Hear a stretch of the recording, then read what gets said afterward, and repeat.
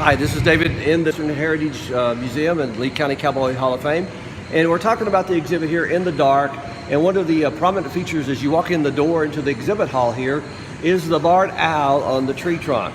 But let me give you some fun facts about the owls right here. Female owls are larger than the males.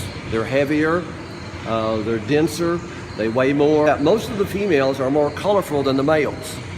Now, in songbirds and in ducks and in geese and other birds, the male is usually colored up. The red robin, the brilliant colored cardinal. If you looked at the female red cardinal, she's gray with a little bit of red on her and maybe a black patch around the eye. But in the owl kingdom, the females have the color. And then in contrary to belief, a lot of people in folklore again, and a lot of people just think that an owl has the ability to turn its head 360 degrees around. This is not the Exorcist movie that we're talking about today.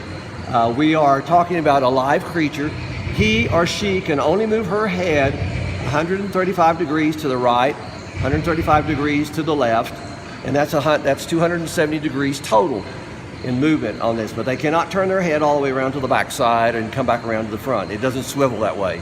So that's a fact. It's a misnomer, misinformation for some folks. But anyway, I'm correcting that today. Let me give you another question here is, what do we call a group of owls? Now, if we had a group, you go out to Green Meadows Lake or you go to Lovington Lake, you've got ducks and you have geese. And if you have more than 10 or 15 geese, you call it a gaggle of geese. If you see a bunch of ducks, it's a flock of ducks, a covey of quail. Or the other songbirds are flocks of birds. But in the kingdom of the owls, when you have more owls together, they are a parliament in one part of the world. In another part of the world, they are known as a study of owls. And then in another part of the world, they are called a wisdom of owls.